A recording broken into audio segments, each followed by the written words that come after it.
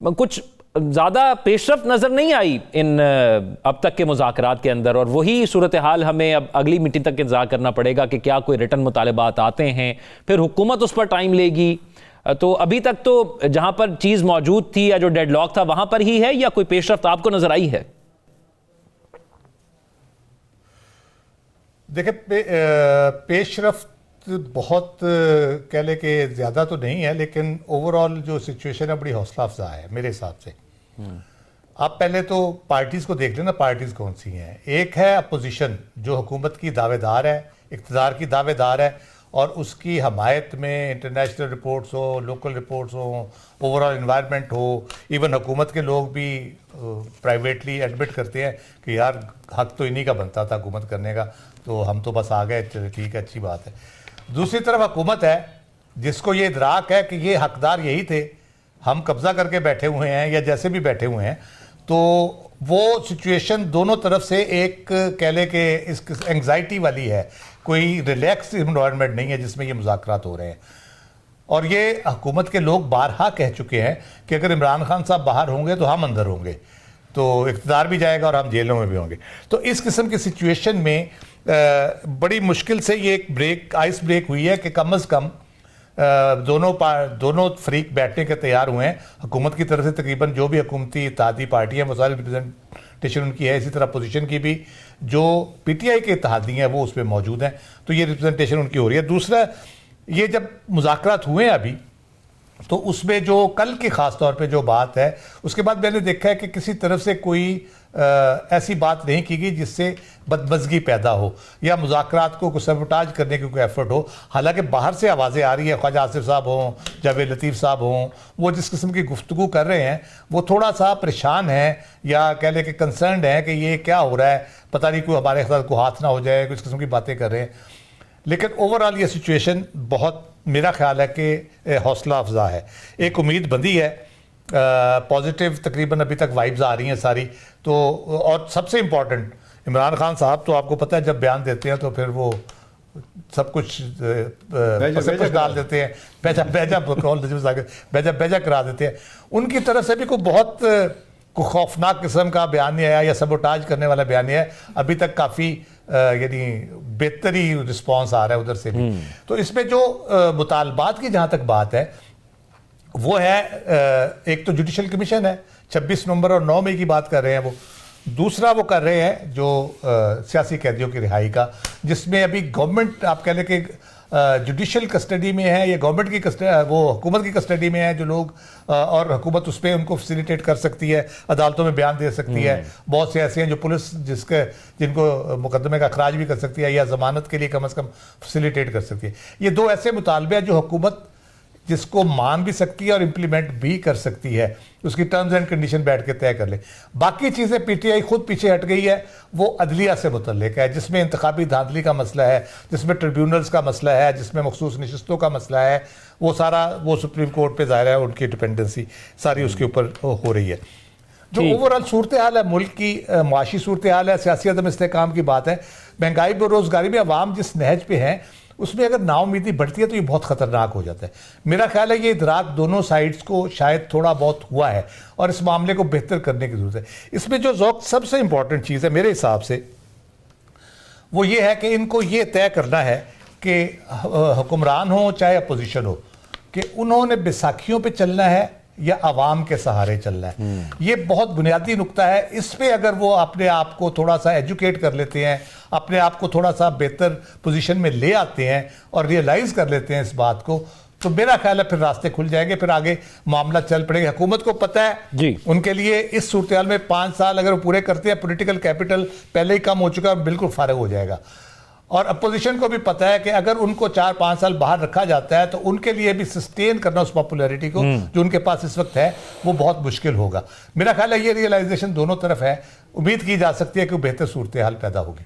पूछा जाए, और अमूमन जमहूरी हुकूमतों का मकसद भी यही होता है कि जब एक हुकूमत जाए तो जब वो अगले इलेक्शन में जाए तो वो बता सके कि उसकी कारकर्दगी क्या रही। हमारे यहाँ बदकिस्मती से राव साहब, मुझे ये लगता है, आप बताइएगा कि इसमें कितनी हकीकत है, कि जब इलेक्शन में जाते हैं तो बयानिया बिल्कुल तब्दील हो जाता है। जो हुकूमत जाती है वो अपने आप को इतनी मजलूम साबित करती है और बताती है कि उसके साथ किस किस इदारे ने कितने जुल्म किए, तो इस किस्म की प्रोजेक्ट्स तो बहुत पीछे बात रह जाती है। जी बिल्कुल सही कहा आपने। हमारे यहाँ मसला ये है कि जब आप हुकूमत से जाते हैं तो फिर इलेक्शन में जाते हैं, तो एहतसाब की कह लें कि एक ज़िम्मेदारी या बुनियादी अमल तो वोटिंग के ज़रिए होता है, इंतखाबात के ज़रिए होता है। लेकिन हमारे यहाँ बदकिस्मती ये है कि नैब और FIA के ज़रिए एहतसाब किया जाता है, बजाय इसके कि अवाम को मौका दिया जाए कि वो अपने जो भी लीडरान उनके मुंतखब थे लोग, उनका एहतसाब कर सकें या बता सकें कि जी आपने कारकर्दगी कैसी दिखाई है। तो ये बहुत एक बुनियादी मसला है हमारे यहाँ, जिसकी वजह से जो अकाउंटेबिलिटी और फिर उसके बाद वो जो अकाउंटेबिलिटी होती है उसमें भी 2-4 साल धक्के खाने के बाद वो फिर दोबारा से मेन स्ट्रीम में आ जाते हैं और उसका भी कोई नतीजा नहीं निकलता। अवाम के एहतसाब का डर उनको नहीं रहता। और अब तो फरवरी 2024 के इलेक्शन के बाद तो बहुत ही कह लें कि वो ख्वाब देखना तो अच्छी बात है, बुरी बात नहीं है। अब हुकूमत अगर एक ख्वाब देख रही है और बता रही है कि अगर हम 5 साल रहे तो हम उड़ान पाकिस्तान जैसा मंसूबा लागू कर देंगे, तो वो बता रहे हैं कि 5 साल अगर हम रहे तो क्या कुछ। अच्छा, ये हुकूमत का ख्वाब नहीं है ये, एक तो मैं ये आपको बड़ा वाज़ेह तौर पे बता दूं, क्योंकि ये तीसरा ख्वाब है एहसन इकबाल साहब का। एहसन इकबाल साहब ने 1998 में ख्वाब देखा, 2010 विजन दिया उन्होंने, और उसके 1 साल बाद हुकूमत चली गई, वो इम्प्लीमेंट नहीं हो सका। फिर उन्होंने 2014 में यही ख्वाब देखा, विजन 2025 दिया, फिर 1 साल बाद हुकूमत चली गई, 1-1.5 साल बाद। तो 2 दफ़ा तो ये हुआ है। इस दफ़ा उन्होंने 10 की बजाय 5 साल कर दिया उस मंसूबे को।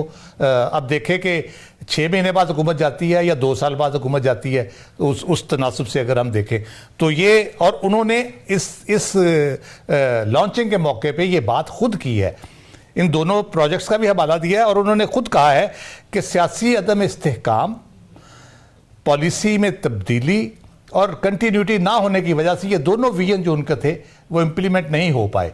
तो अब ऐसी कौन सी तब्दीली आ गई है? ना तो सियासी इस्तेहकाम के हवाले से कोई तब्दीली आई है मेरा ख्याल है, ना हुकूमतों का मिजाज बदला है कि जो आती है वो पिछले वालों को सारी पॉलिसी उड़ा के फेंक देती है। कंटिन्यूटी का तो फिर सवाल ही पैदा नहीं होता। उसके बाद जो टारगेट रखे गए 5E को कहा गया है। अब 5E में आप एक एक करके सिर्फ जब नाम पढ़ते हैं ना, export, E Pakistan, environment and food and water security, energy and infrastructure, equity, ethics and empowerment, तो आपका हादसा निकल जाता है। अब मुझे बताएं इसमें आप एक्सपोर्ट में कैसे compete करेंगे, जबकि आप EU के साथ भी मत्था लगा के बैठे हुए, यूएस के साथ आपका अलहदा मसला चल रहा है। मेन 2 आपके सबसे बड़े जो है जो इम्पोर्ट करते हैं आपकी चीज़ें। उसके बाद आप एनवायरनमेंट, ई पाकिस्तान, सुभान अल्लाह, फायरवॉल, इंटरनेट के मसाइल और बाकी चीज़ें और पता नहीं क्या क्या कुछ है उसमें, तो हम किस तरह उस पर आप किस तरह से उम्मीद रखेंगे। फिर एनवायरनमेंट एंड जो आपका फूड एंड वाटर सिक्योरिटी है, फूड सिक्योरिटी के ऊपर आपको इस दफ़ा पता है गंदम आपकी कितनी कम होने जा रही है?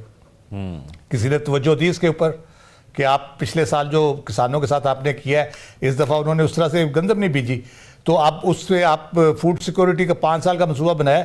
5 महीने तो पिछले देख लेते कि आपने किया क्या उसके साथ, और आगे 5 महीने क्या होना है। आपने फिर इंपोर्ट कर दिया है, फिर स्कैंडल बनेंगे जैसे काकड़ साहब का बना था, अब फिर मसले मसाइल वो एक नए सिरे से शुरू हो जाएंगे। इससे एनवायरनमेंट के ऊपर हमारा कंट्रोल हमारा तो नहीं है, यकीनन दूसरे मुल्कों की तरफ से हो रहा है, लेकिन हमें जो कार्बन क्रेडिट के तौर पे जो चीज़ें लेनी चाहिए, जो फ्लड के बाद सूरत हाल है, हमने आज तक कोई मंसूबा नहीं दे सके कि हम उनको कहें कि भाईजान ये मंसूबे हमारे, आप इस पर हमें पैसे दें इसके लिए। वो बार बार आपसे पूछते हैं जब भी आप किसी कॉन्फ्रेंस में जाते हैं, वो हम नहीं काम कर सके। फिर एनर्जी और इंफ्रास्ट्रक्चर मोटरवेज को अगर कहते हैं तो वेल एंड गुड, जबकि आपके यहाँ जो एक्सपोर्ट प्रोसेसिंग जोन्स थे, चाइना बेचारा रो रो के रह गया कि आप बनाएं ताकि हम भी कोई इंडस्ट्री लगाएं और काम करें, वो आपने आज तक उस पर कोई काम नहीं किया। आपकी प्रॉपर वहाँ पे अप्रोच के हवाले से, जोन्स के हवाले से, इलेक्ट्रिसिटी के हवाले से, गैस के हवाले से, वो सारी चीज़ें वो तो आपने कुछ नहीं की। एनर्जी का आपके जो सूरत हाल है, जो उसका रेट है, जो है आखिरी चीज़ है, वो सबसे मज़ेदार है। इक्विटी कैसी, ये मसावत कैसी होगी, और एथिक्स कौन से अखलाकियात जो हमने सूरत हाल देखी है साल 1.5-2 साल में, जिस तरह से लोगों के साथ हुआ है, पुलिस गर्दी हुई है जो। उसके बाद आप एम्पावरमेंट किसकी करनी है आपने? अवाम तो वोट देती है तो उसको पता ही नहीं चलता कहाँ चला गया वोट उसका। तो किस तरह से आप ये सारे मामला करेंगे? मसला ये है कि आप गवर्नमेंट सेक्टर को जफ्फा डाल के बैठे हुए हैं, प्राइवेटाइजेशन आप नहीं कर रहे, प्राइवेट सेक्टर को आप प्रमोट नहीं कर रहे। इंटरनेशनल इन्वेस्टमेंट वाले आपको कहते हैं हमें बताएं भाईजान क्या करना है, आप उनको बताते हैं हमारे पास यूथ बल है, हमारे रेट्स कम है मजदूरों के, हमारा ये हमारा वो है, प्रोजेक्ट आपके पास कोई नहीं। प्राइवेट सेक्टर को आप खुल के काम नहीं करने दे रहे, प्राइवेट सेक्टर लोकली भी खराब हो रहा है, इंटरनेशनल इन्वेस्टर उसके साथ अगर मिलकर करेगा तो कैसे वो उसको कन्विंस करेगा कि हमारे यहाँ आके इन्वेस्ट करें।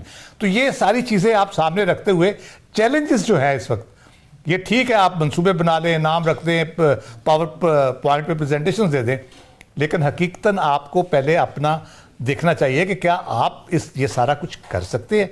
मेरा ख्याल है कि अभी हम उस स्टेज में नहीं है कि हम इसको इवन प्लान भी कर सकें, इन चीज़ों को इम्प्लीमेंट तो बात की बात है।